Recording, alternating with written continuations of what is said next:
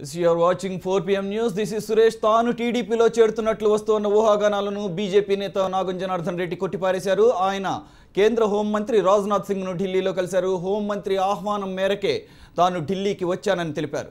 రాష్ట్రంలో ప్రస్తుత పరిస్థితులు, రైతు ఆత్మహత్యలపై హోమ్ మినిస్టర్తో చర్చించానన్నారు. పాలకుల అవగాహన లోపం వల్లే రైతుల ఆత్మహత్యలు జరుగుతున్నాయని, మిషన్ కాకతీయ, వాటర్ గ్రిడ్లలో అధికార దుర్వినియోగం జరుగుతోందన్నారు.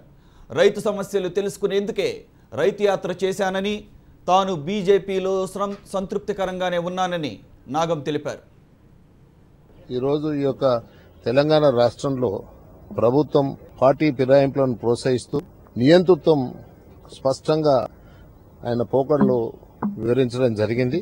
రైతుల ఆత్మహత్యలను గురించి ఈ ప్రభుత్వం ఎంత నిర్లక్ష్యంగా వ్యవహరిస్తుందో దాన్ని కూడా విశదీకరించడం జరిగింది.